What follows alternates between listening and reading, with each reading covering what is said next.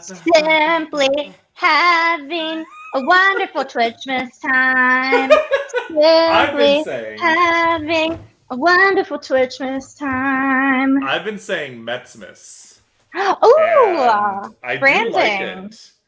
And I think Anne, my wife, said it should be have a Metsy Christmas, and I was like, I feel like Merry Metsmas is like that's the fun. I don't know. Mets at snow works a Mets little it's bit. Mets at snow, Mets snow. Oh, the Mets it's weather snow. outside is Florida. Metsy. Oh, it's so hot here. It was 82 degrees today.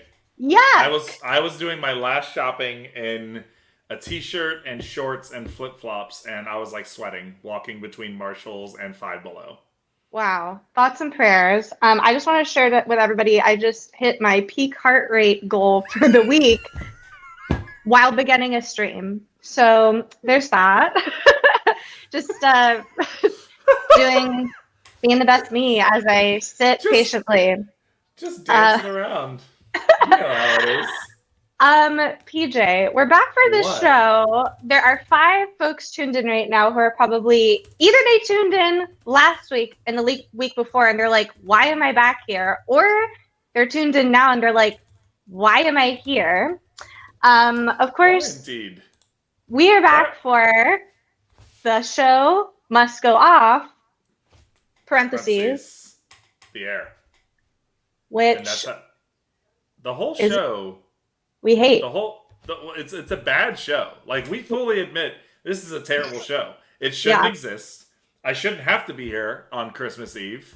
Me, a former Catholic, Chloe, a half Jewish person. exactly. This is just bananas that we have to do this, and we hate this show. And the only way we can stop this show is if I get a devrel job. But here's the thing. I enjoyed doing the show so much last week, and I was very much looking forward to doing it today. And I had a thought today. I was like, the point is to get rid of the show. But truly, the friends we made along the way are the best part of the show. Honestly, it's the show we were making along the way. It's actually if I can break character for a minute, like what's his name from SNL, who has his own show, Jimmy Fallon. I do like the show, and I'm having fun doing it. But also, this show's terrible. I can't We wait. hate this show. But you know what? This show is part of you getting experience. Okay, let's explain the concept of the show real quick before we bring in our guest, because we only have 1.5 solid segments we do on this show. One is that we take a picture at the beginning with our guest to make sure that we have a thumbnail and we don't have to do it later because we both have ADHD and we will forget. But also something that we have been, well, the half one I was going to say was sometimes we talk about theme parks. That's just a common thing on any show that I do. But this is also you getting experience streaming. So technically, love what you do for work and you won't work, right? Yeah. I mean, like if you work a day in your life, you'll never love what you. No, I messed that up. Hold on. Teach a man to fish. If you fish in your life, you'll never work a man in your life. If you fish at Universal Studios, you will catch the swamp monster. You do not need the no. PJ, how was your week? How have you been? It's been my first week of vacation, which is nice because the school year officially ended on December 18th. Or not the school year. Teach a man to build it, and there will always be fish in the sea. That's a really good one. That's really good. So December 18th, final day of the first semester. 3 hours after school ended, I was getting a tattoo. Okay. The rest of the weekend was hanging out with my wife, finishing up shopping. And honestly, this week has so far been amazing. This whole not having to go and teach is not bad at all. It's like a preview for your future wife, or your future wife, your future life. Nope. I just want one. As a devrel. Thank you. Oh, wait, right. We should pause. We have some newbies in the chat. No, this is a show. Hello, Taylor. New friend Taylor. Yes. Hello, Mitch. Mitch, there's people. Hello, Brendan. Hello. This is a show all about getting PJ a job in developer relations. So for everybody who doesn't know, this is PJ. He's a high school teacher in Florida. and has been teaching himself to code during this lovely pandemic, during Miss Rona. It has been during Miss Rona exclusively so far. And you know what? Well, first of all, I'm a big fan of PJ's from his friendship with one of my dear friends and coworkers, Brandon Minnick. Shout out to Brandon, future friend of the pod and future guest of the pod, even though this is a Twitch stream. He's absolutely show adjacent in the tangential circle of people who are involved in the show. He's there. He's in the PJ cinematic universe. But our whole point of this show is to get rid of this show. It's called The Show Must Go Off, parentheses, The Air. And we just want PJ to get a job as a devrel so we can actually end this show. We don't want to do this show anymore. The PJ so we're bringing on... universe. We're going to bring on all of my devrel friends to teach and join the PJ cinematic universe. I would say 8-Bits, my show with Brandon Minnick, plug for our Microsoft show. Speaking of Microsoft, how great is this MS Paint sweater, y'all? We've both got some Microsoft sweaters. Mine was a contest where they said... Okay, hold on. I'll have to tell that later, yeah. Photo Are up. you trying to be like what's his name from the Muppets? I'm gonna do a photo real quick. Okay, we got it. Did we do it? We got it. This PJ Cinematic Universe. But Pajay, we are, to catch people up, previously on The Show Must Go Off the Air. Episode 1, we're like, here's the show. Episode 2, we were like, here's our friend Daniel, who runs the project. And we talked about authenticity. Sorry, rewind. Episode 1. We talked about what the show was, and we went through 2 devrel job applications, went through all the bullet points to see what things we need to fill in. Turns out not a whole lot. Turns out PJ's I just need to learn to code. Pretty qualified, like literally, yeah. That's the only missing piece. Notion, the offer's still on the table. Yes, amen. Episode 2, we went over resumes. Yours truly, currently a senior cloud advocate at Microsoft, but formerly among things like a children's birthday party entertainer, Sephora employee, Disney Store employee, the list goes on and on. I also was a recruiter in a previous life. What is the hologram? Great question, real quick. This is an angel that I bought at Walgreens when I was picking up my Adderall, and I thought it was a tree topper, but it's not. It's just like a solid as a rock. It's very heavy too, so it cannot sit on my tree. So I've just been putting it in the window. I was gonna put Kamala Harris's face, and I was like, no, that's weird. She's not dead. So then I was gonna put RBG's face on it. Never got around to it. It's Christmas tomorrow. But thank you for asking. It is like a $5 plastic angel that I got at Walgreens. It is an absolute important part of the experience. I love this. I could be a devrel at Twitch. That's interesting. That angel is not here to be on the tree. It's just here for vibe. That's right. Yes. It's pure aesthetic. Yeah, I love her though, and I hope that it's brought my neighbors a lot of joy when they walk by my window and are like, "What the heck is that?" They walk by your window. Well, I mean, like in the streets below. When I'm like, in Gatsby, when he's looking up and he's within and without at the same time. When I open the windows and I go, "Boy, what day is it?" And they're like, "Ma'am," and I'm like, "This is Christmas Day," and they're like, "This is Oakland. What's happening?" It's like essentially like that. Let's see. So, sorry, I was just saying it could be a tree topper with some engineering. It could, but my theme for my tree, you can check it out on Twitter, is floppy disks. I think I'm gonna maybe make a yellow floppy disk star, but great idea. That is a cool idea for a floppy disk star. Anyway, where were we? Oh, we went over PJ's resume and we started putting it together in Canva. It's beautiful. Then we found out that we could order a mug on Canva featuring or like a throw pillow or any other item really on Canva. I will be sending pajamas with my resume on it. Ooh, yes. There's so many different. Blanket with matching pajamas. Absolutely, 100%. But time to send a 3D printer to Chloe. Great idea. I think we can make some solid merch. Merch coming soon. So we're on episode 3 now. We've been doing this for 3 weeks. As you can tell, we're very organized. Second holiday-themed episode, though. Can you believe? Right. Some podcasts don't. Some Twitch streams don't even have a holiday episode. So what's that about? Come on, ahead of the game. Get your Microsoft official sweaters and join the rest of us. But PJ, before we bring our lovely guest onto the show, how about you tell the folks at home a little bit about yourself in your own words, and give a little recap of the myth, the man, the legend, the Peach. I am a myth, in fact. In fact, all of this is not real. I exist within you, the viewer's head, entirely. So I'm PJ Metz. I'm a high school English teacher, and because of my friend Brandon Minnick, I decided to learn how to code. And Brandon is a devrel. He does a whole lot of Xamarin. Is it pronounced Xamarin, I believe? Xamarin, sometimes pronounced Zatarans if you're thinking of the festive rice medley. Yes. A developer advocate for Zatarans. Actually, fun fact, the first video I ever did with Brandon, we talked about Zatarans in it. And you can find that on Sentry.io.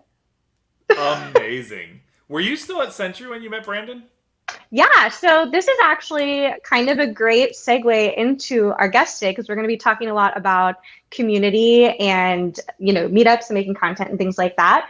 But not to interrupt, so far the community has been super welcoming of me, and I have literally typed 17 lines of code in 9 months that is useful. And you guys are super nice to me. Everyone is super nice. And that was also a very jarring and abrasive thing for myself as well when I entered this industry, because when my boyfriend said, why don't you take some people out to coffee? And I was like, oh my gosh, because if you took another actress out to coffee, it'd be like, why would they want to go out to coffee? They'd still own my role. What's happening here? That doesn't seem so okay. The fact that it was a supportive community, you go to a tap dance class and everyone's kind of sizing each other up, ooh, am I going to see this person at audition? But in the tech community, it's like, how can I help you? And I was like, why are these people so nice? What do they want? What's wrong with people? Turns out people are just really nice. But wait, what were we talking about? We were talking about, community. So Brandon and I met because I was working at Sentry.io as their only devrel. So I now work on a team with lots and lots of devrel, probably a couple hundred devrel now at Microsoft. But I was the solo devrel on a team. We had an integration with Microsoft, I want to say, or we were part of the Azure DevOps store or something of that nature. Sentry, if you're not familiar, is a error logging and reporting tool. So how do you know what issues are happening in your app unless you know how to monitor them and how to get those reported to the proper people for escalation on your team? Really awesome company. But I was doing this video series that was super quirky and weird. You can check it out. I think it was called, it had a really fun name, but Brandon was on it.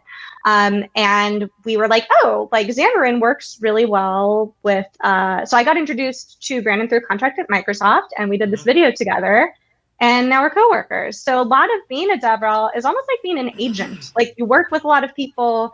Really, if you're being a good devrel, you're working and collaborating with other people. If you want to get your content out among many eyes beyond your own echo chamber of your own audience, I can't keep streaming for just my mom and my cousins. It's not getting good for me yet. Well, and that is why every time we've had a guest on this show who's been a devrel, people have probably noticed we stream to all of our channels, right? Yep. Because the more we can get it out there, the more it gets out to more people, the more communities cross.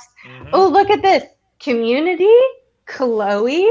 Coincidence? Anything that is alliteration is not a coincidence. Never ever. Illuminati confirmed. We got multi-stream. Well, I don't know what we're doing. We're streaming to 3 Twitches simultaneously. Streaming and dreaming from a third-party service. But let's get this guest in here. Gotta get the guest. So super exciting, and of course we'll start right out the gate taking our photo for the stream. I was thinking of how to introduce this guest. Where do I begin with people already know, it's no secret. Today we have Diana Rodriguez on the show. I was thinking of the first time I met Diana, and I believe within the first 15 minutes of knowing Diana, she lifted me into her arms like a baby. there's photos of this. She told me I can make a very accurate baby crying noise. And we had already taken photos on a crazy Japanese selfie app. Like, we were friends within 10 minutes. And I was like, this is a human being that PJ, I have traveled to Babyland General Hospital to. If you don't know what that is, we're going to be going deeply into that. But this is a pillar of the community. Everyone at home, please welcome Diana Rodriguez. Hello. Yes. I'd like to thank the Academy for this award. We love a prop. We love a prop. I am so grateful for this award. People, okay. I'm doing this for y'all. All right, everybody, grab a prop. I'm gonna grab a prop. It's picture time. I'm gonna hold this angel, and I'm gonna. Okay, this is for those who've never watched the show before, we take the thumbnail for this show live on the show, and then we tweet it out. So I'm going to hold my baby here. Ready? Okay, cool. I went with a concerned face because I wanted people to be like, what's happening? Are they... Is she all right? Is that angel a Horcrux? Is she okay? Is that a Horcrux, or was it at Walgreens for $10? Those are not mutually exclusive things. The best Horcruxes are the Walgreens $10 and below items. Diana, welcome to the show. As you introduce yourself to the audience and to PJ, I will be tweeting this image out and tagging everyone. Talk amongst yourselves. Begin. Hike. No, I'm not muted. I was just faking it. But hello. Yeah, I did. As a matter of fact, the minute I met Chloe, the first thing I did was to pick her up in my arms. And it was awesome because I did it to Shmuela Jacobs. I did it to Eduardo San Martin from the View Core team. I wanted to do it to Evan Yu, but I don't think it would be appropriate. I want to do it to Dan Abramov, and that's a challenge. Dan, if you are seeing this, if you're watching this, even if you're not, someone is going to tag you. I want to pick you up in my arms. I did it to Jen Lupa, and basically it's a tradition that whenever I meet someone, I have to do it to Tracy. She's friends with me, so Tracy Lee, I'm coming for you. Anyway. Wait, you know that song that's like, I just wanted to hold you in? That's literally your theme song. That's going to be it. It's like, hi, I'm Diana the Honey Monster. No, you would think, when right? we do meet in person one day, Diana, I do want you to know I do expect to be picked up and cradled. I am 6'6" and 265 pounds. Be ready. We'll do it. We are doing it. We're definitely doing it. I'm 6 foot actually. Good. So that's a good start. That's a good start. We can match, and I'm 240 See if you can get to pounds. 6'3" by the time you meet me. I'm gonna pump myself. That's right. Yeah. So what was I gonna do? Oh yeah. We met at NGConf 2 years ago now. Yeah. Back in the before times where we could go to conferences. You were allowed to shake hands and talk close to people. Oh yeah. You were allowed to pick people up like a baby and cry into their face. I think after this introduction that you made, I owe our amazing public a performance of my secret baby cry. I used to be a really lame actress. I'm not as good as Chloe, but I'm going to compose myself for this because I need to tune the instrument. My voice has to be silky smooth before I perform something like this. Okay, ready?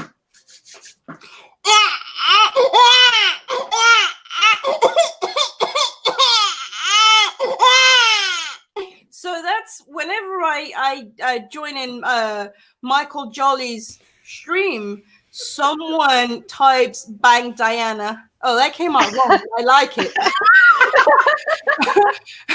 Exclamation point Diana. And that's the sound that will. Wow. Let's just say bang. So let me ask you a question. It's a very special Christmas episode. How did you learn this skill? And B, was this just a skill that you had and discovered? Like, how does one I train? feel like it was developed. I would imagine it was developed over time. What came first? The cough had to have been added later. The cough is not a natural decision. That takes time to figure out. It does take time. Yeah, no, I saw a man doing it on TV when I was like 12. And I had a cousin who was pregnant, heavily pregnant. Okay. And I was staying over at hers. So I set an alarm at 2:00 in the morning to see if I could try and wake her up with a. I know, that's terrible. I really wanted to mess with my pregnant aunt. Not to mess with your. Wait, to make her awaken and believe, did I give birth? No, I didn't get as far as thinking, but okay. I feel like you're gonna have to train. Yeah, You know, okay. There's like a couple Venn diagrams of thought, and like somewhere in the middle is like, well, she's got a baby in her, and I could probably make this baby noise. Be like, I'll make this baby noise so she knows what's awaiting. You know, training, yeah, getting her ready. You know, letting her know what's expected. And I did it. And it was perfect. Everybody freaked out because they thought it was some kind of ghost or something. And she threw a shoe at me. That, you know, because I'm Hispanic, I'm Latina, so the good old the chocolate comes off, and well, but she did it with like one of my dad's shoes. You know, it was like a moccasin style shoe with like a big heel, and it was imprinted on my forehead for at least 6 weeks. You know, I was like Harry Potter. I was thinking like a Sailor Moon transformation. Nobody puts the baby in a corner. Indeed. That's right. That's true. Actually, Chloe, are you cold? I'm not cold. What's up? Well, you know, because Michael Jolie is in the stream, so to honor his amazing humor, I just wanted to inform you that if you're ever cold, all you have to do is stand in a corner. Oh, no. I know where this is going. No. Why don't you ask me? Don't you want to know why? Why is standing in a corner heat you up? Ask me, Chloe. Why? Corners 90 degrees. Okay. Oh yeah, that joke's sponsored by Michael Jolie. Okay. We'll allow it this one time. Okay. See? Okay. No, she's like getting it's like it doesn't work in Celsius. It doesn't. If you switch it to Celsius, yeah, that joke. That joke in England is, if you ever need to cook a roast, why'd you put it in the corner? Because it's 90 degrees Celsius, and that's the high temperature for your oven. Are you making an impression of my accent? No, I just started doing an English accent. No, it's the holiday time. We're all feeling like no brujeria on the stream. Ladies. Okay.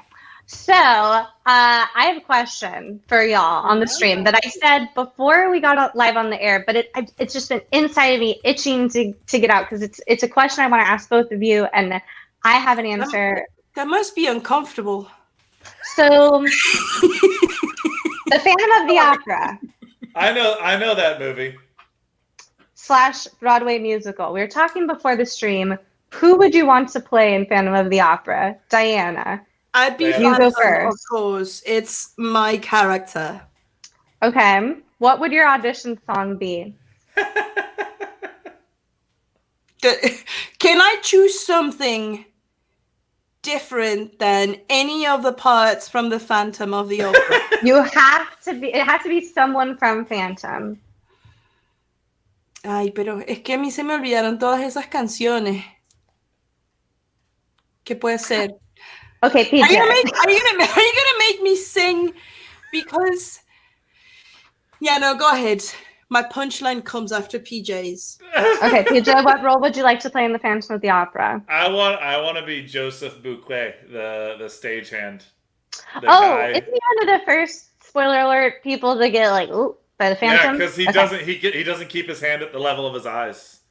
Very gets fun yelled at. scene of you to want to get killed off early in the show so you can chill backstage and listen to podcasts or something. Since he's got a decent part in the first, they don't bring him back out for the chorus. You know, he just gets to chill.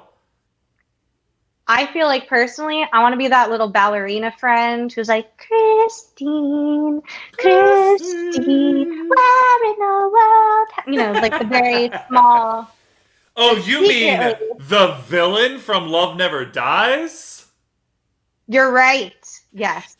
I was trying to come up with my soundboard with the climax sang by Sarah Brightman. That's what I wanted to do, but it didn't work. That's why. Meg. Oh, someone in my stream Meg. Meg. Thank you, Meg. We lost 3 people talking about Phantom. We need to talk about tech things quick, y'all. Okay, so. There's some tech in the background of Phantom for sure. Have you seen the projection on the 2019? There's a lot of. If you think about, there's actually a famous story. We're losing. People are like, what? Wait. This will bring people back. There is a famous story of Sierra Boggess, famously who played Christine in the Vegas 90-minute version of Phantom of the Opera, was doing the show live. So famously, there was a Las Vegas production of this show that was 90 minutes, no intermission, just to get like Vegas people in and out, right? Oh yeah, of course. A chandelier built into the set that was built to go back, totally like the Vegas experience Phantom. One time, Sierra Boggess has told the story before. I've heard her tell it. She was on, so the boat is on like a track, it's like an animatronic boat controlled by a robot thing. I think her cape or her costume gets stuck in it. She gets pulled into the bottom of the set. Her teeth hit the stage. Her 4 front teeth live on stage playing the beautiful Christine in Phantom of the Opera come out. She is bleeding from her gums, y'all. She's just like, like singing, and they're like, stop the show. Like, he would have gone on had like the stage manager was like, she is bleeding, cut the lights, but show must go on. This is true. I was gonna say, like, I'm pretty sure Vegas doesn't do like freezes. They're like, just go. No, just go. They're just like, keep it going. This put a stage hand in a wig and get him out there. No, this is a true story. I spoke at a conference where I was trying to, I'm using a deodorant to reenact the mishap. Why do I keep a deodorant in my office? Because you never know. You never know. If the president shows up, you got to be ready to throw it at him. Exactly. Python gets people sweaty. But anyway, so I was trying to move around freely because the microphone was like stuck to, it was like a pulpit, right? It looked like a church pulpit. Like a podium. Okay. Yeah, but it looked like a pulpit and, well, yeah, like a podium, yeah. It looked like a churchy kind of podiums, right? This was in St. Louis. I can't even remember the event. It was unforgivable and unforgettable. Anyway, so I'm trying to get the microphone out of the stand, and the freaking microphone was glued to it. It was glued to the stand, and I didn't know. So I was in the middle of my talk talking about asynchronous, like async IO in Python, and why was I using it for something I can't remember, something automation, and suddenly, boom. I managed to not only break it, but I hit my teeth like this. I chipped a tooth, and I was bleeding as I kept talking. I was like, "Oh, okay, no worries. Okay, well, I'm gonna laugh for a couple minutes in my mouth while you take a look at this code, and I'm gonna just play." And what's this demo? No, and you know what? The worst part of it is that eventually, because my tooth was chipped so badly, I ended up getting a crown. So that's a private detail about me. Oh my gosh. I don't have a tooth story. I feel like if you ever interview Diana, that has to be a story where they're like, how do you like act under pressure? How do you deal with a mishap? Yeah. Freaking it's like my teeth. Shit. During a talk, and I assaulted my smile in the middle of asynchronous IO. And the rest is history. Did It hurt a lot, and now I have a crown. Did you just like pocket your tooth in like what? How did you? Did you finish the talk?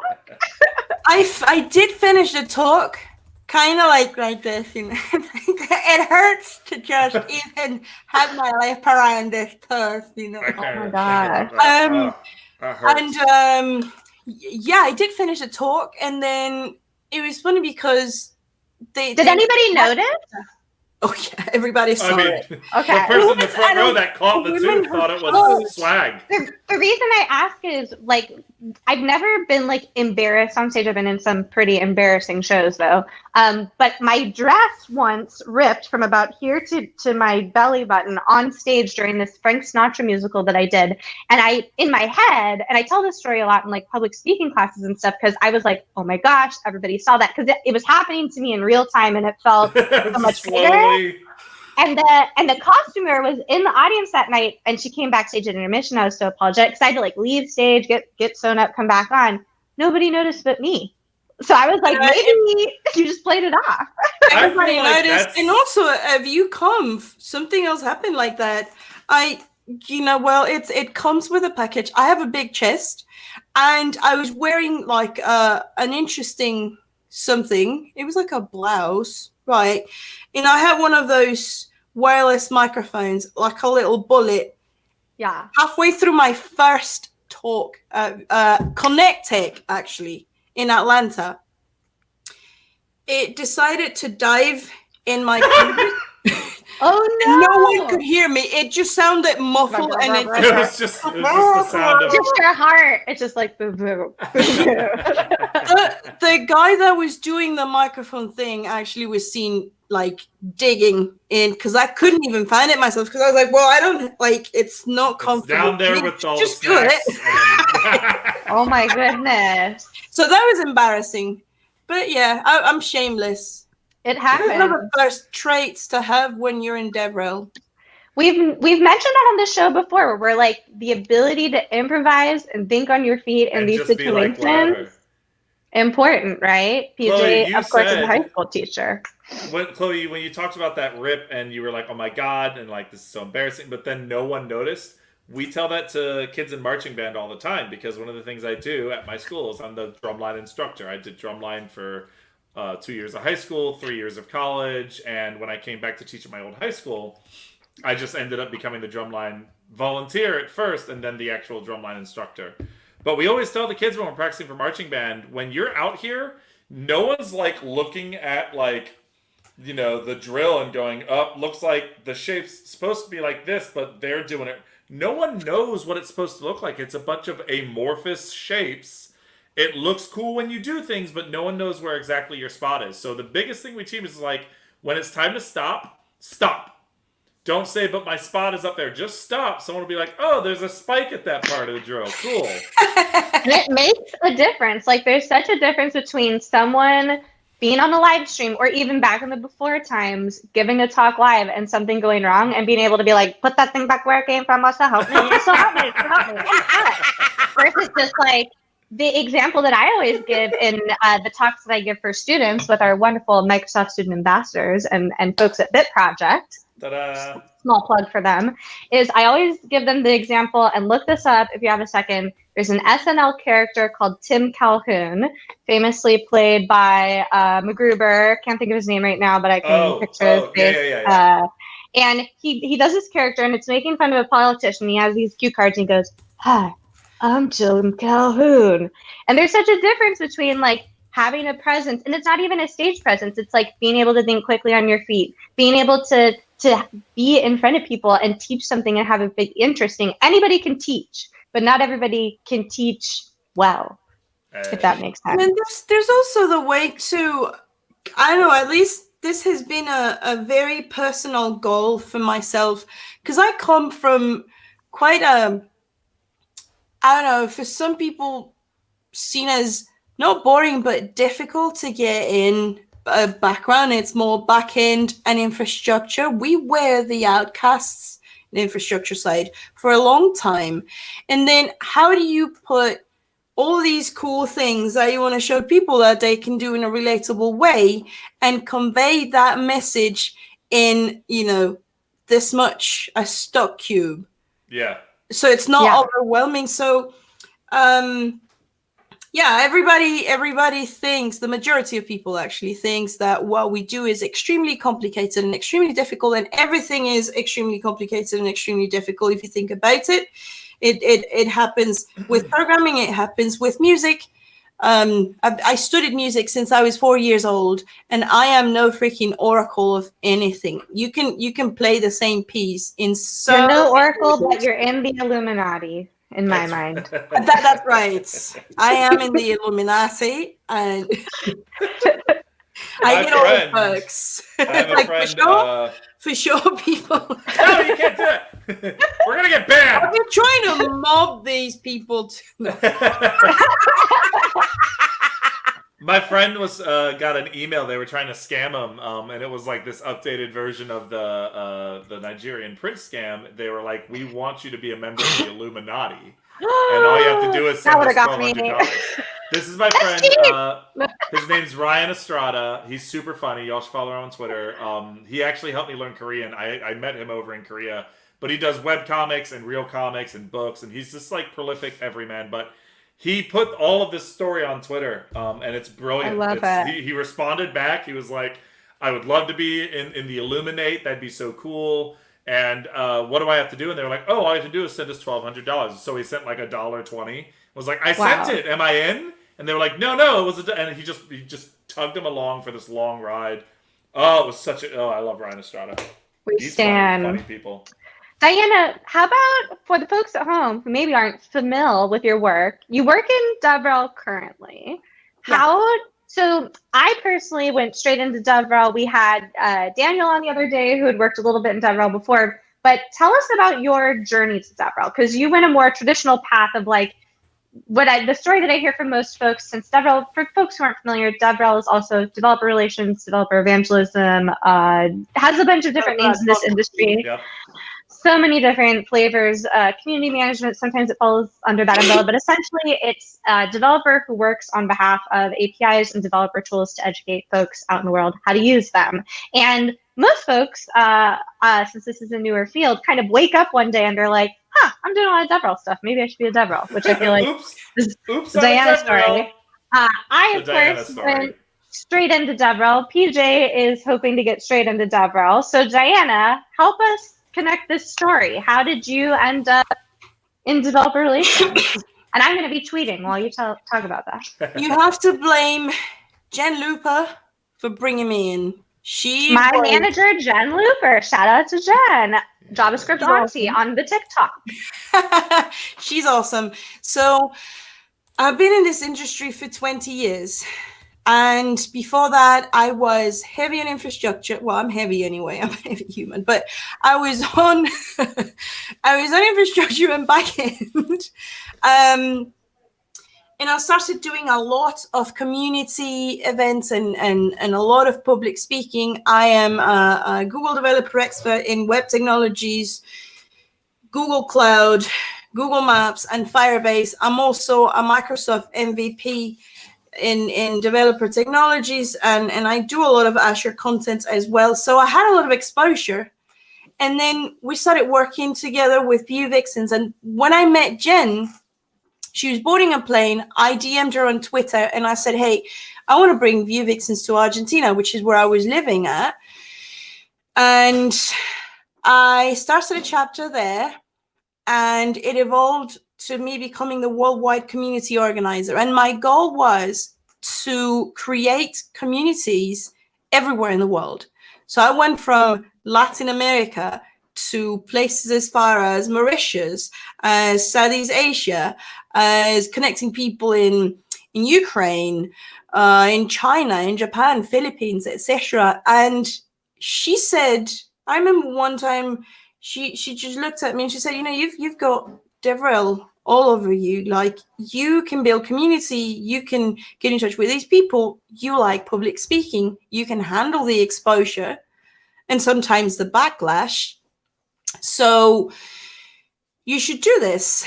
And I owe it to her. She inspired me. She was always supporting me, and she's someone who has done so much for the community and for so many people that I see her as my mentor all the way in. She was also the person who got me interested in IoT and machine learning. So I owe a lot to her. To me, Jen Looper is someone who changed my life for the best. So yeah, all this public exposure. And I had a traditional office job. I was a chief DevOps architect at a company called VoiceThread. And we had enough flexibility to work remotely. Like, my boss was very understanding. But then I started to get in more engagements and more engagements. So I was traveling most of the time, just doing community stuff for free. I wasn't getting paid for any of this. And I would obviously do it, with my eyes closed. No. And I think that's an important quick pause to note, PJ, because I realized that we are educating you about DevRel in the age of no travel. But something that I think is worth saying out loud, quick pause to anybody tuning in looking to get into DevRel, especially when you're first starting out and getting your feet wet and you're a junior. Ask for, if you so oftentimes you'll be asked to pay out of pocket for a conference. That means travel, that means flight, that means accommodations. If you need help or financial support, ask for it. Oftentimes there is a budget set aside for these kind of things. It was very uncomfortable for me as an actor to feel comfortable asking for money. But there is scholarships and money available. If you are a new junior speaker, you want to get started there. First of all, it's the best time to become a speaker because we all do it from home now. But when things open up again, there are so many amazing resources, and please reach out to myself or Diana if you need any help figuring out how to finance it. But ask for, don't do any free labor. You are worth a lot more. This isn't theater. You don't just go out there and do it for the experience. You're not trying to get noticed by someone in the audience. But I want to say this for any of the Chloes out there now who, in 5 years when conferences are happening again and you're a junior eng and you don't necessarily have the finances to be traveling to Austin, but you take a talk anyway, don't do that. Don't put yourself in the red. These places they're affording to put on a conference, they can afford to fly you out. I'm getting off my soapbox, but that's important to say, know your worth. Go on, Diana. Definitely. So yeah, I got a lot of support, and I have to also give a shout out to people like Sherry List, for example. She's doing the whole Azure Heroes. You get a lot of support from those initiatives. On the Google side, there's the Google developer groups. Then Auth0 also. I'm an Auth0 ambassador. They do support ambassadors who want to go to conferences with a little bit of budget. There are initiatives out there that give the perk of supporting your travel. So that's actually great. It requires commitment because giving talks is not an easy thing. It needs preparation and obviously you have to put some work in there, but I'm just saying that it's not impossible. And then if we get sentimental, then my message would be, if you want to get into that role, first, you have to like people. You have to love community.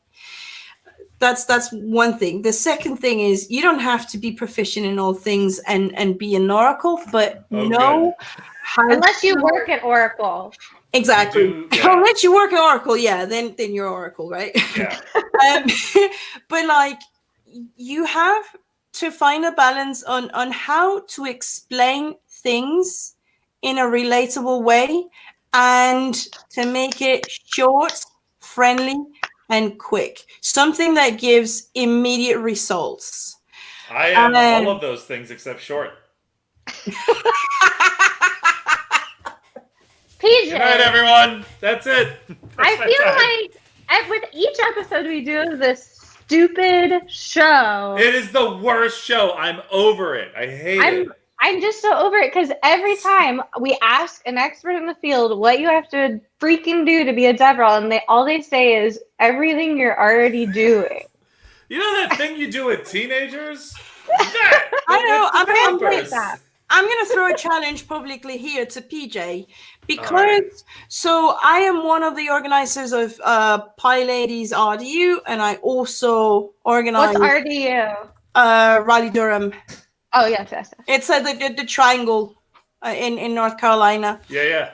And I'm in contact with a lot of community organizers who are constantly looking for speakers.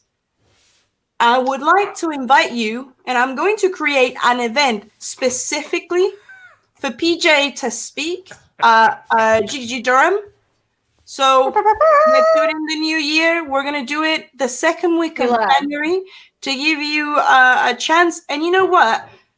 How about if we invite Chloe to be our other speaker? I know Chloe. I'll open for You'll the open headliner. Yeah. Excellent. Headliner. You can open. You'll close. I'll the closer coming to NBC this fall. So it's on at 3 a.m. We already have an RSVP. That's my mom. Excellent. We're gonna do an awesome event, and I will have awesome prizes. Vicky's going. Oh, hi, Vicky. We know each other in person. Real life on the internet? Wow. Yes. I'm on here to avoid that. I'll absolutely do it. I will be honest. I've got a conference under my belt. Yeah. The very first thing I did in October was Start Dev Change.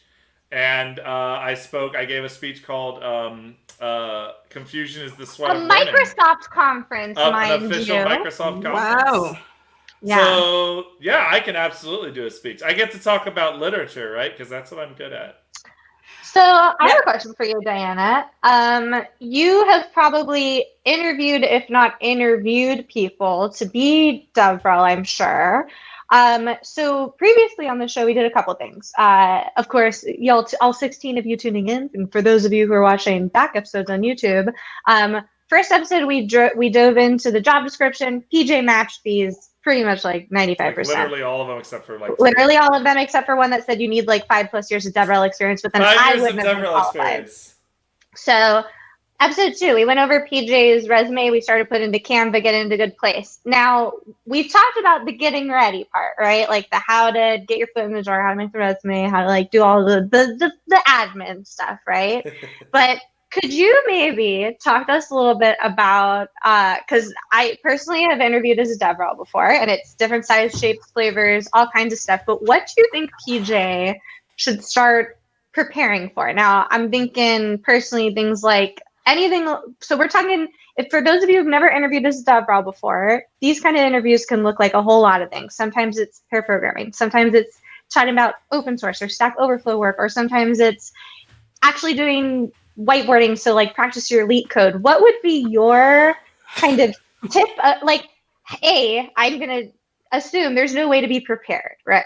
But what would be sort of given your backpack of tools to PJ, what should he bring along his journey for this like journey into devrel interviewing? Well, if you're going to be a devrel, you have to know what you're talking about. If you can show proficiency on whatever it is that you're doing, you don't have to be 100% and know all the contents for everything. Like when I interviewed at Vonage to be a devrel, and I maintained 2 Python SDKs. Ask me what I knew about telephony before that, or about messaging APIs. I knew the very basics.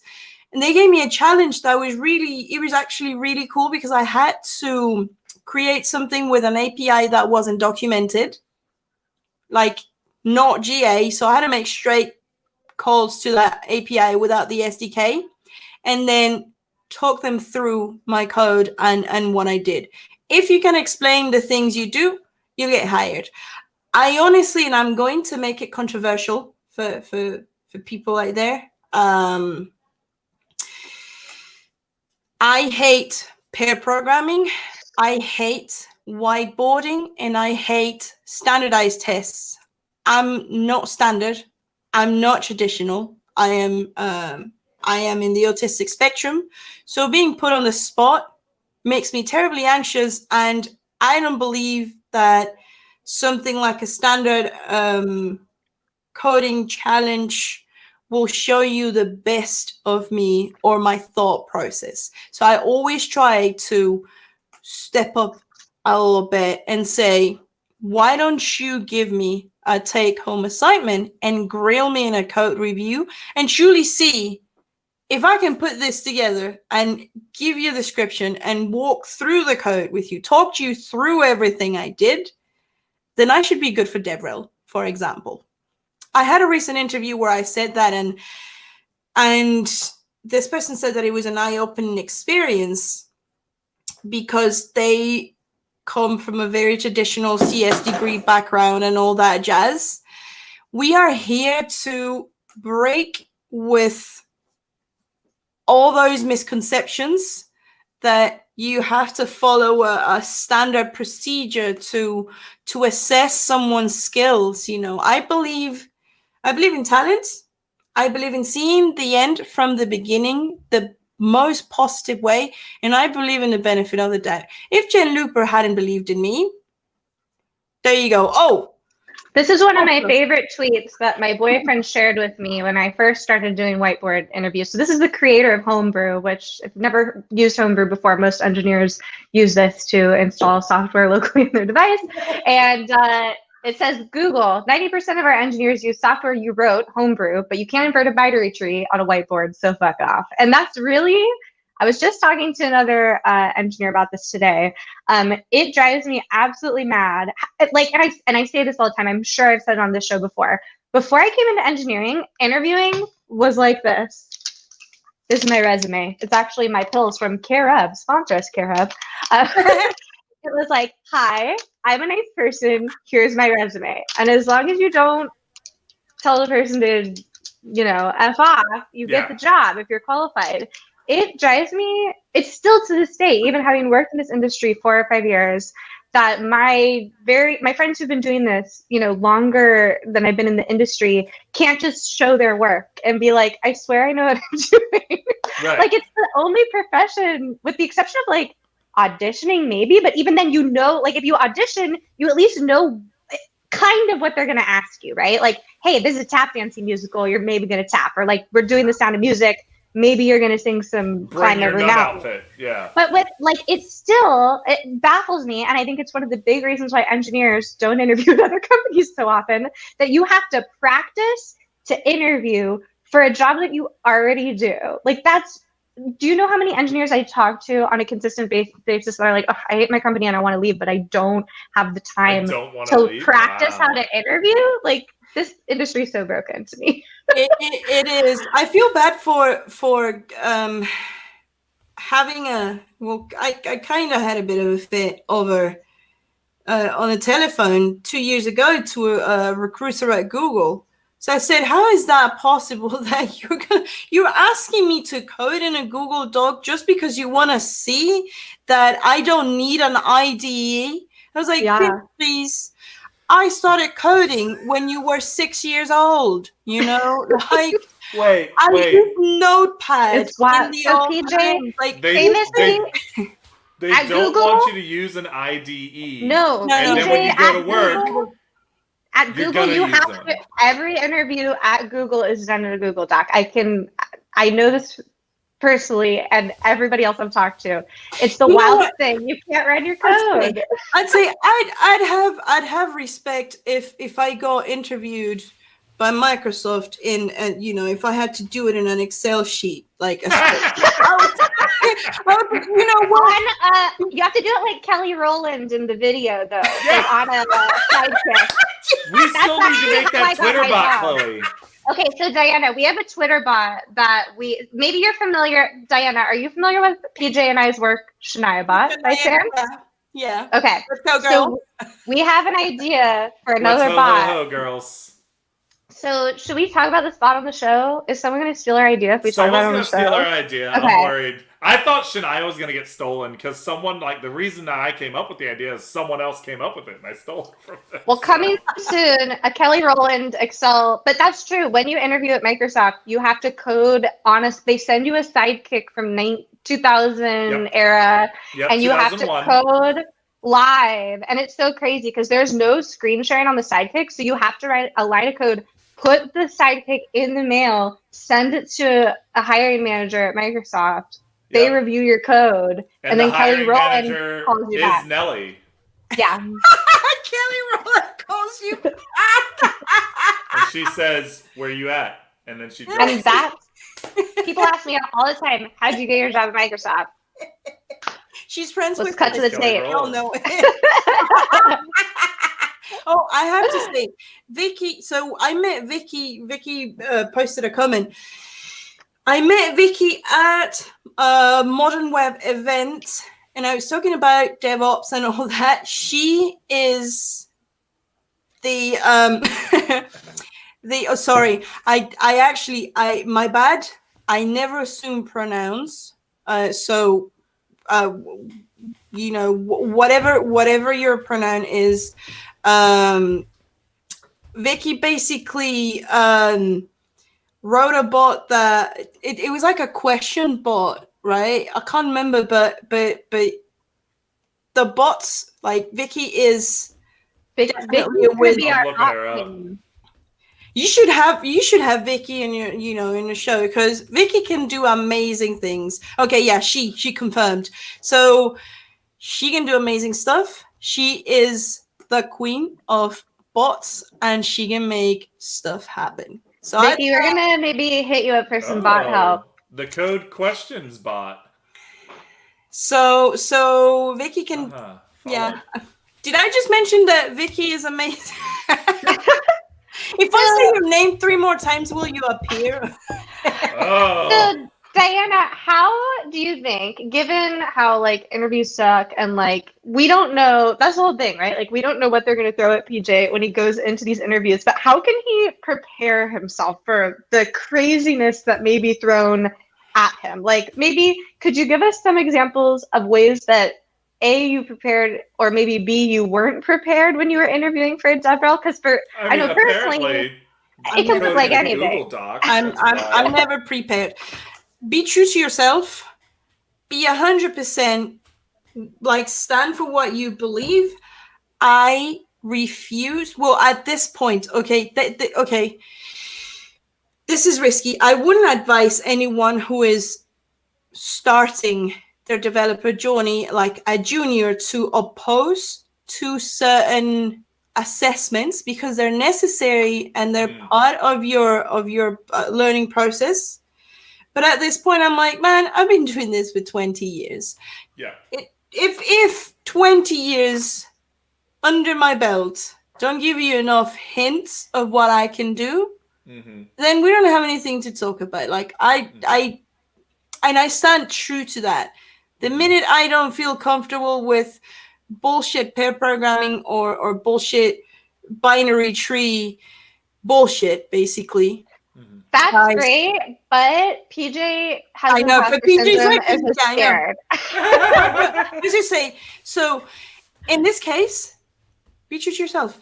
Be shameless. I think that like a huge selling point with PJ, and correct me if I'm wrong, Diana, because I'm sure you've hired people onto different teams and onto your team, is PJ in a lot of ways is a fresh set of eyes on things. So if you need, like, they need PJ to look at their product and say, it's just like we were talking before this stream, PJ was going through a project that had difficult documentation. Like, that's who you need looking at this. That's huge feedback. Like, you basically need to sell yourself, and I think a good thing that people in DevRel hiring managers want to hear is that you're not going for a sales pitch, that you're up to educating, and that exactly your fresh pair of eyes will get them really good feedback. And whatever you don't know, it doesn't matter if you don't know it, because you have the ability and the willingness to learn new things. So it's like, give me a chance to grow, and I'll start going to the sides as well. My first job was at a company that did Docker CI/CD, and when I was on the first call and they said, "You know what Docker is?" I said, "Yes," thinking it was pants. So, anything's possible. Turned out they did all wear Dockers there as well. I mean, and you messed up. You wore Gap on your first day. But it's true. You can learn any, like, especially with an API. Like, wasn't it Notion the other day? We were looking at the job posting, and it was like, this is a new API, and you would be the DevRel for this brand new API. Luckily, you don't need to have experience with this API because it hasn't been open until just now. They're not like, well, you weren't on the beta for it, so like we're really not interested. I know that you're gonna get an offer soon. I am very confident. Sorry. No, PJ, I'm gonna make a risky joke. Okay. Yeah, no, I'm gonna say this, and I take full responsibility for what I'm gonna say. And Chloe is worried. I'm gonna grab water while this happens. No, I'm listening though. I know you can do it. I have faith in you. Like the chubby person I am, drinking a Herbalife shake. Wait, what? Because that's faith, right? That's real faith. That's Indiana Jones take a step out on the ledge. Hold on. Wait. I need to be here for this, but I have to get rid of these because these are hilarious. Okay. They tell me they need to charge. They go like this. They go, please charging, and I have to charge them. So let me go get my buds real quick. I'll be right back. My Surface headphones, when the battery goes low, it's very judgmental. It's like, your headphone battery is very low. Like, it's the way I'm like, don't take that tone with me, Cortana. Your battery is very low. Please charge now. And I'm like, excuse you? Wait, did you just say you believe in PJ as it? I want to understand. Like I'm going to say it because I am entitled to my own. Side note, have either of you watched Close to Spookies yet? Because there's an Herbalife plot in it worth watching it for. Highly recommend. Half Spanish, half English show on HBO. Go check it out. Not sponsored by the show. Yeah. No, I was gonna say I have faith in you, like I have faith in the shakes I take. I don't drink any of these shakes, but good. I thought this was gonna turn into a show where we get you out of a pyramid scheme. No. You took a turn. Episode 3. I want to clear out that this might not fit into the Anglo-Saxon humor because it's a very Hispanic way to say things, and especially in Venezuela, you compare things. Like, say, for example, right now, I can't wait to have dinner because I am hungrier than a lice in a stuffed animal. Okay. See? Or like a flea, like in a stuffed animal and stuff like that. So I'm as excited as a woman on Facebook promoting her new multi-level marketing scheme. Exactly. That's how you do it. Yes, queen. I love. Listen, this is gonna take me like a minute. Tell future employers not to judge me by how much I struggle with Bluetooth. It's fine. In the meantime, let's talk RuPaul's Drag Race. Diana.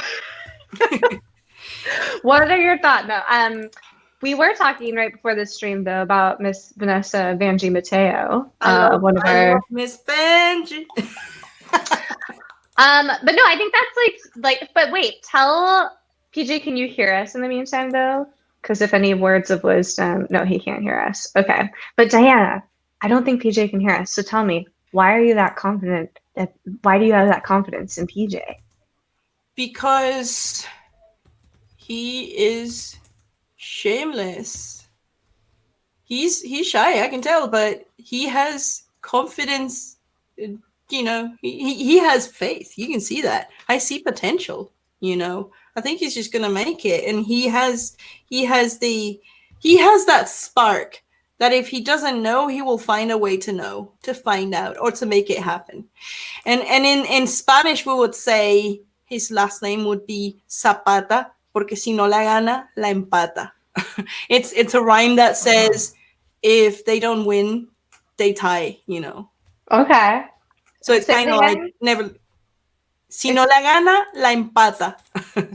Wait, I want to say it. Si no la gana. No. Wait. Si no la gana. La gana. La empata. Empata. Muy bien, bravo. ¡Woo! full disclosure, she can understand everything I say in Spanish, even if by context, that's a skill.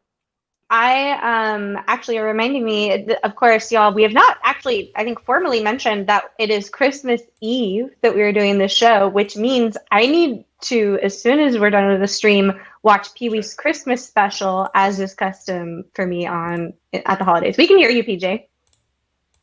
No, he can't hear us. Oh, I'm going to do a shameless plug. Yes, please do. I have type 1 diabetes. I'm one of the cyborgs. I created a project called Scout that has different things that do different things. The first thing it does is grab my blood glucose readings using the Night Scout dashboard, which is an open source dashboard that displays blood sugars real time. I can grab that data, and if values are out of the norm, I will get a call to wake me up, because I never hear alarms if I am low, but I can always hear my phone. If I don't pick up, it will call my emergency contact, in this case, my mom. If she doesn't pick up, I have 5 additional contacts who will get a call.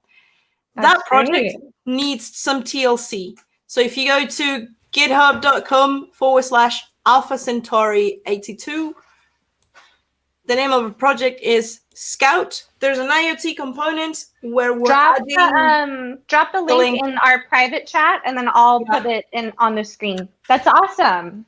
There's also some IoT components with LoRa tracker using a Wisp look.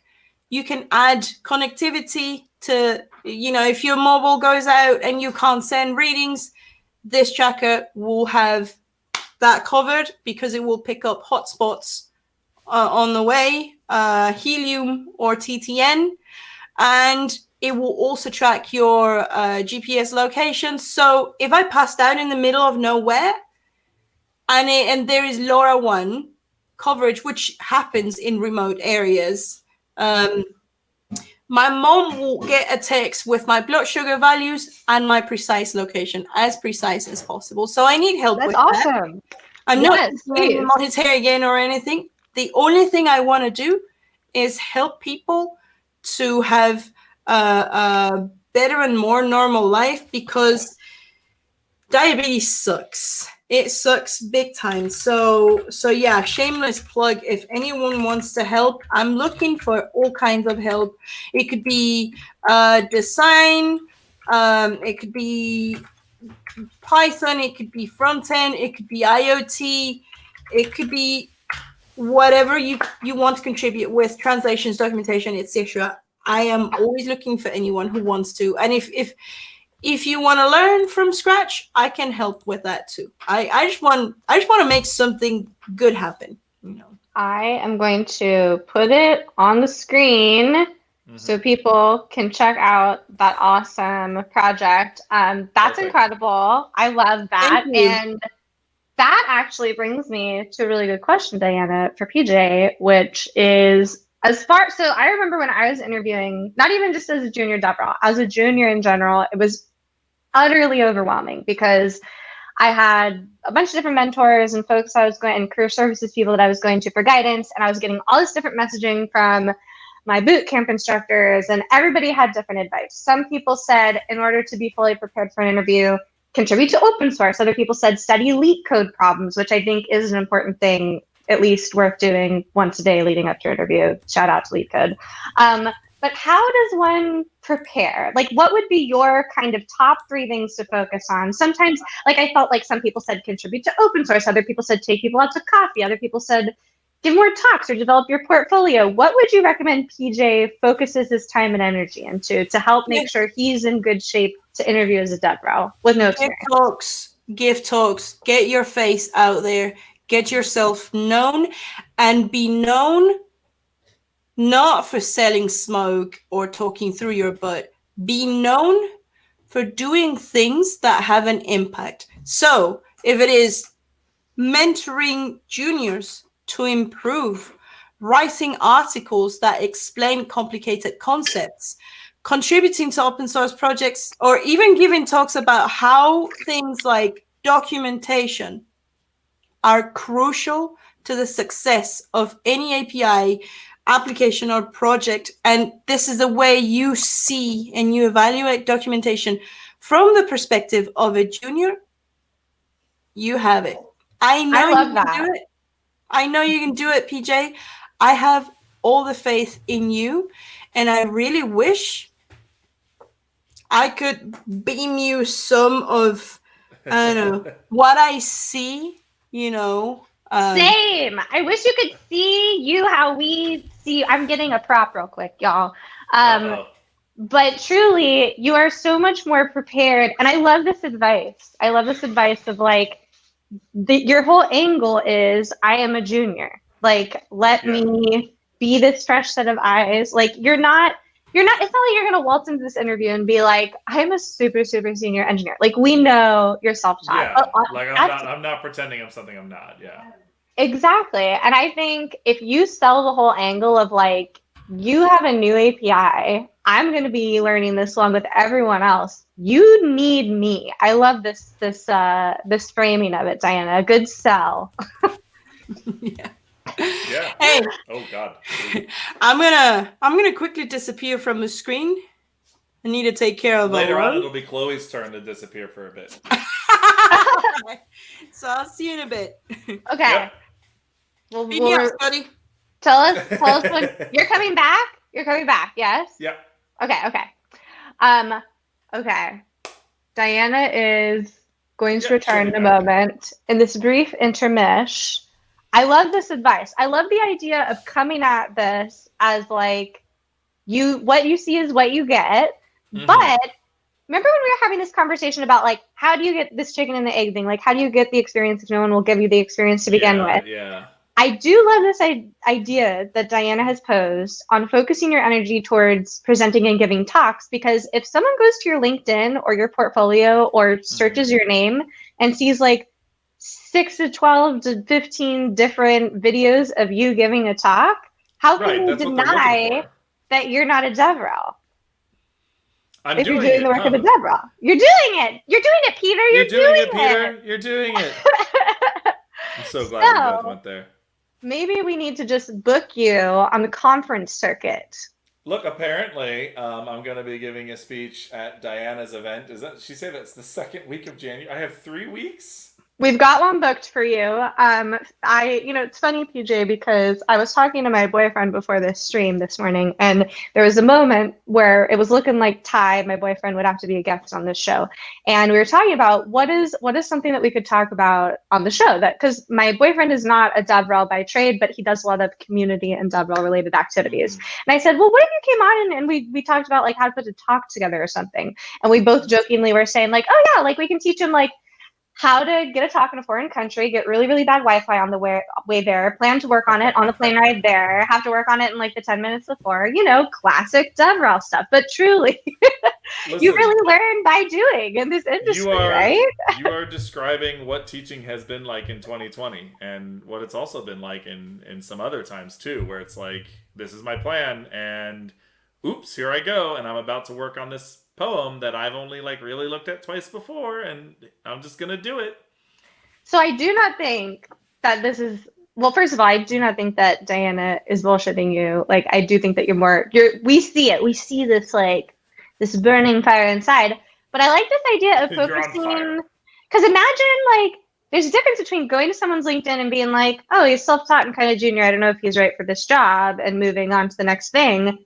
And there's a difference between that and, wow, this guy has like a pretty impressive speaking, like, and he's got like all these blog posts. Like, I think really what we have to do is just book you, like Estelle from Friends. Joey, I've got a great pot for you. Joey, I got a great gig for you. But then, see, if we go that route, I'm gonna end up being like the face of chlamydia on a subway poster, and that's no good.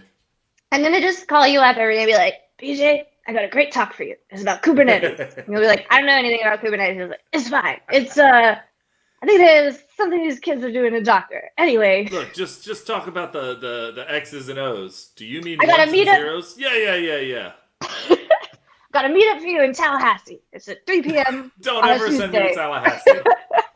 It's all remote. Don't worry. It's all remote. Okay, that's fine. Good. So I this do is a think that great. getting booked is a good idea. I do have trouble right now with like finding the time and the motivation to actually like write things up because I'm usually just like so exhausted because this has been like a second job for me basically. I'm Sure. spending like somewhere between 8 and like 10 hours a week doing still learning the code. Like I went and did like a four-piece Vue.js course so I could do a seasons of serverless thing with it, but I ended up not doing it.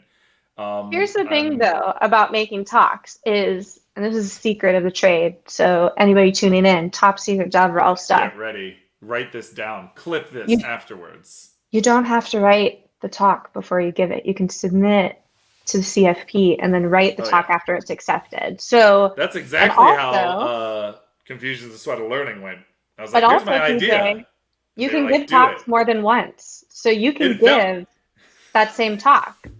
It felt very like sneaky. I was like, I can do a talk on this, and they were like, all right, bet, do it. And I was like, oh God. And then I had to like actually write it. It was like this terrifying, like, oh God, they took the bait and I actually have to do this now. Spoiler alert. I didn't actually think I was going to, like, even though like Brandon introduced me to, was it Cassie? Not Cassie Do. It was, well, that's the whole thing, dude, is none of us do, like, that's how everybody's doing it. So technically, yeah, but I you've got that under your belt. I have to get really good at it fast, so I got to do it better. And I will. That's the thing. And You're I already good at it. I believe you. I believe Diana that I will be doing this eventually. I just also know that like I feel like I see all of what I lack right now, whereas you guys see my ability. To borrow a metaphor from Against Me singer Laura Jane Grace, she put out a recent song. It's called a swimming pool song, and it's she talks about the haunted swimming pool, and basically it's like a swimming pool that's been totally drained, but the capacity of that swimming pool is still available. It's still capable of so much. You guys see my capacity, and I see that I'm currently not full. Honey, that's just imposter syndrome. Effie, we all got pain. Everyone has imposter syndrome, but I don't actually do things yet. Sir, I work at Microsoft, and I'm still convinced I don't know how to do things. I hate to inform you that this conversation used to piss me the frick off when I was junior, but it doesn't go away. And people in the chat sound off. You can be in this industry 10 years, and you'll still be like, I don't actually do anything. But I am sharing a resource real quick, which is here, which is going to be your homework. And I will show you. This is so nowadays I don't do as much conference applying. I usually have folks reach out to me, which is really nice. That just comes with being in the industry a little bit longer. But what I do and what I recommend for anybody looking to give talks, and mind you, I'm going to show you my talks. I haven't updated these in a really long time, but I use this as a single source of truth. So I keep all my talks in here. So this is a really cool website called Papercall. You can submit to talks. It's got a bunch of event listings on here. You can just go through and apply for CFPs, which I love. Oftentimes, if you apply to a CFP, like let's say DrCon or like something like that, sometimes they'll have their own first party thing. But oftentimes what you can do is you can go to the event directory and see who's taking talks. Most of them, if not all of them, are virtual now. Of course, back in the day, they used to be in person, and it would say like, yes, we pay for travel or we don't pay for travel.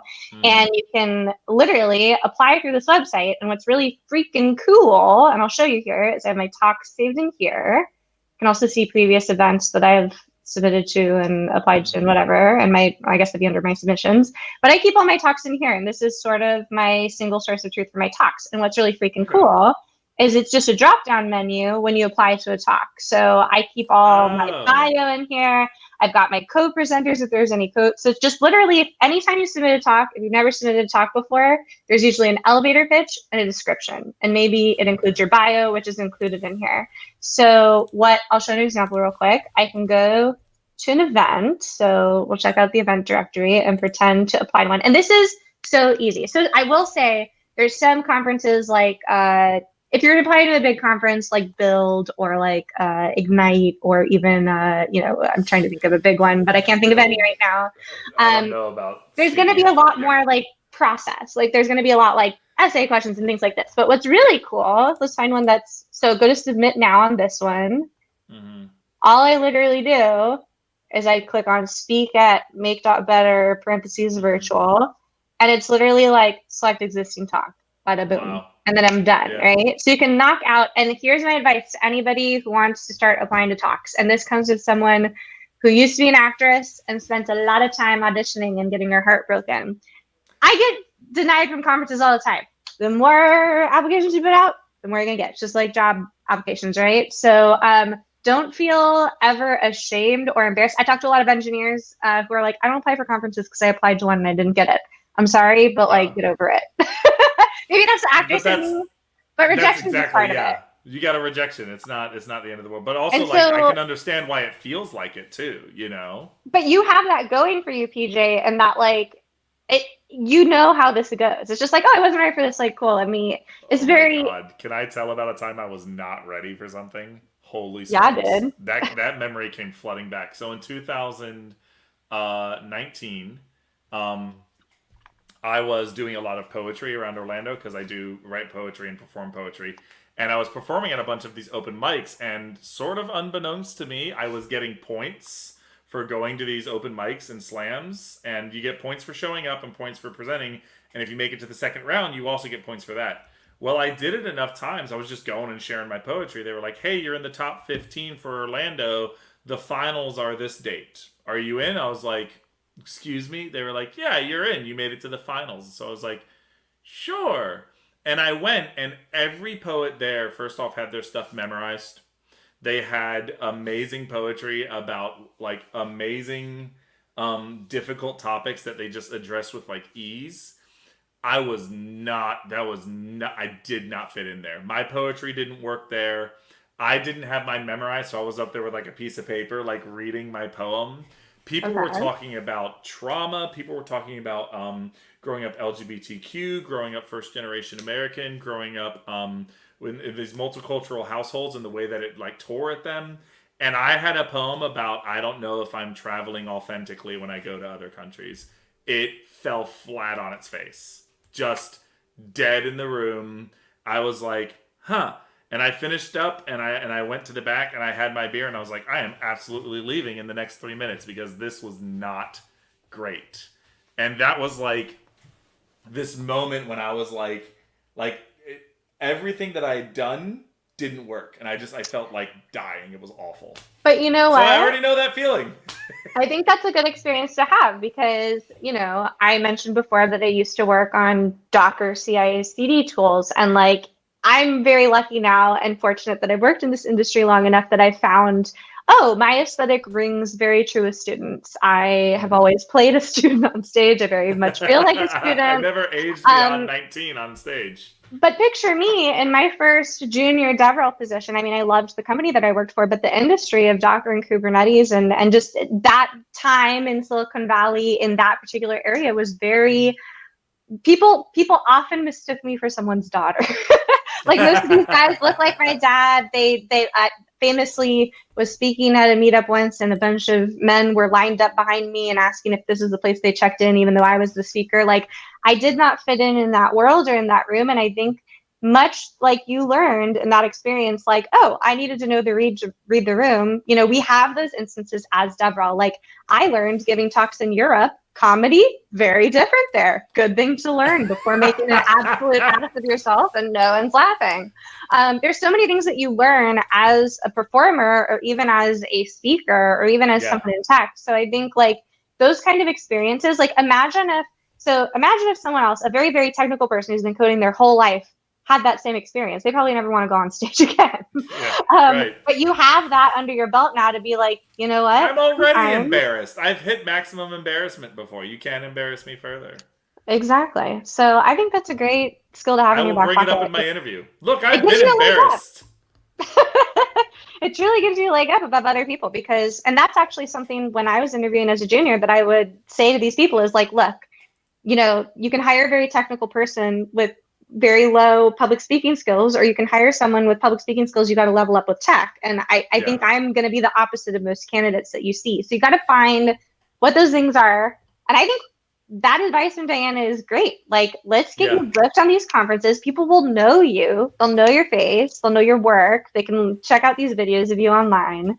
So That's the hope. I'm going to make a goal for us. We're going to make a goal to get you speaking.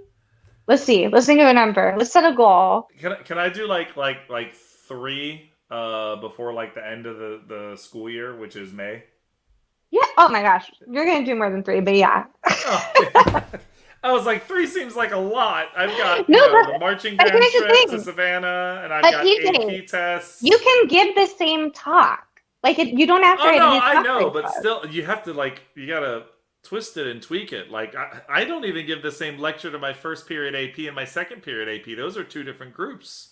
Well, we'll have to put on your resume passion and attention to detail, wanting to make each experience interesting and unique for each new audience. For Notion, if you're watching, a unique experience. I mean, who wouldn't want to hire someone who wants to take? Here I am, on bad plane Wi-Fi, making a talk 10 minutes before. The care, the time, the effort, the energy spent. This could be your devrel. You spray it with perfume, Yeah, it's scented. I really shouldn't say every presentation sealed with a kiss. That'd be terrible. So it's getting a little late. We've got a couple things. So Diana plugged her awesome GitHub repo below. If you're just tuning in, check that please contribute your time, your energy. That great open source project for anybody who's looking to contribute. Paige. Hey. So we are coming to the end of the show here. What should we focus on? So we're going to be going into New Year. Obviously, a New Year's resolution is to get you a job in devrel. Let's find next show. I say we find a conference for me to speak at. Let's submit you to a bunch of conferences next week between now and next. Well, we got it. You can't just submit to one. You got to submit to. You can say no, by the way, to conferences. That feels really weird to me. Hey, I want to talk at your conference. Oh, we'd love to have you. No, never mind. Get used to it because you're going to be in demand. The vibe wasn't right, y'all.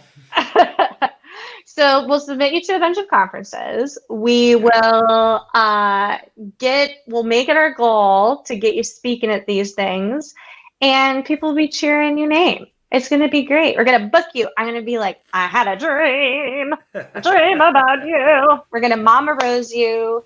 Diana and I will stage mom you into devrel stardom.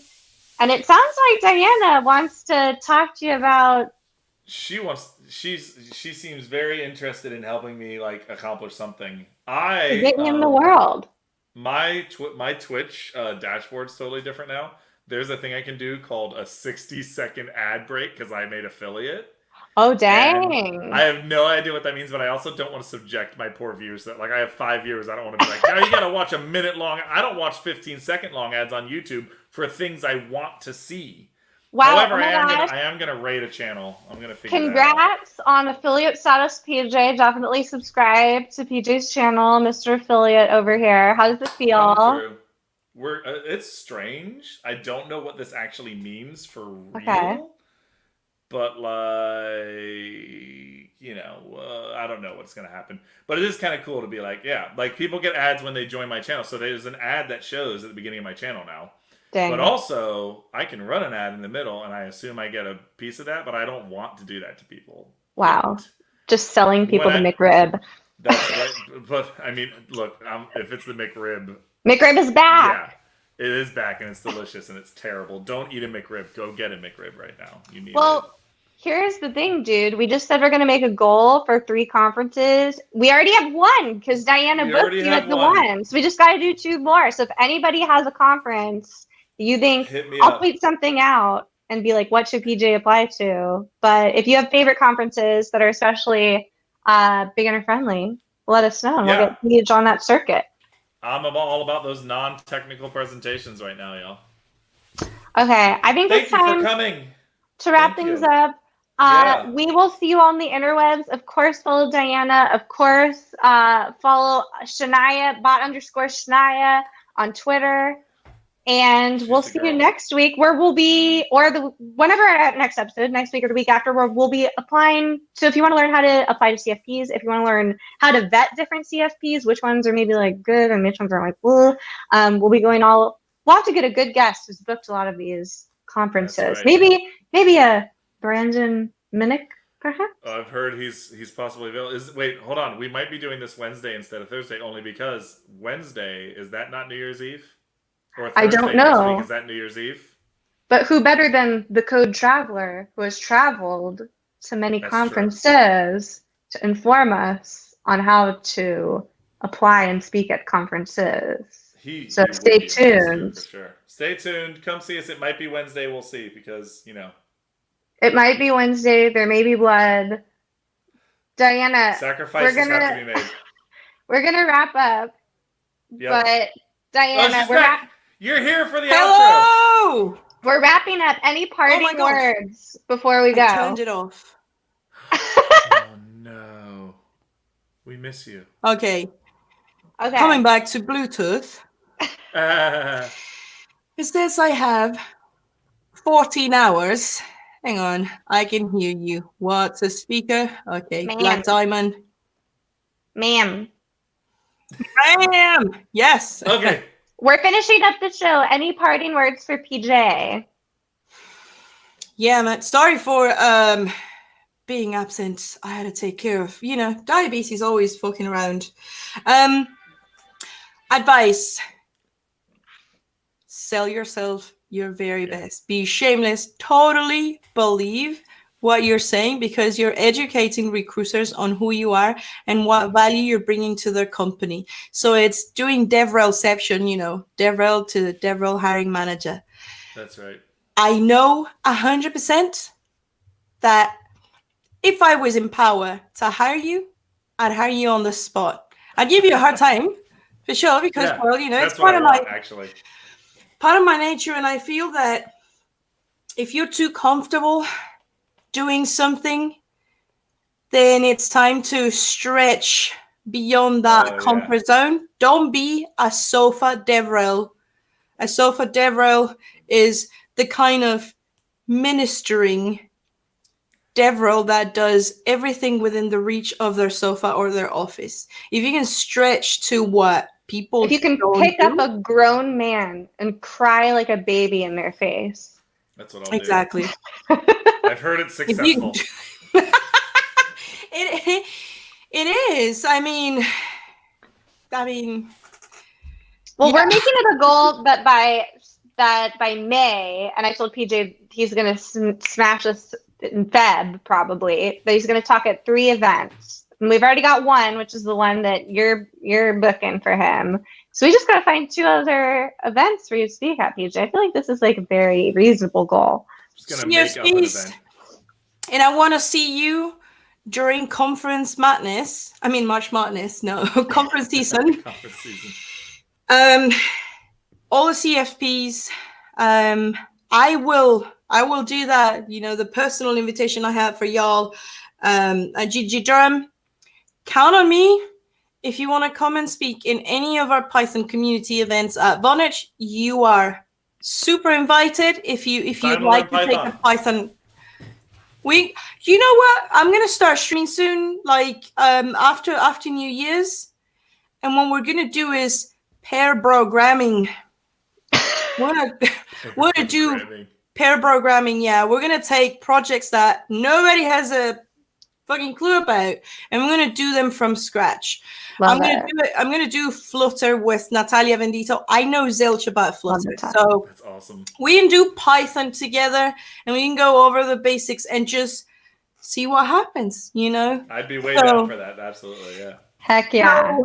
So, think about it, love. And that's your Twitch handle, right? The one that you have on the screen. Yeah, it's Katufa. I subscribed to her during our show. I went and found her and subscribed to her. Thank you so much. Don't forget to like and subscribe. Oh, by the way, like and subscribe. Follow them everywhere. I'm also going to make a public announcement. I'm going to send Chloe a 3D printer. Yeah. What? You can print your own angels. I'm in this quest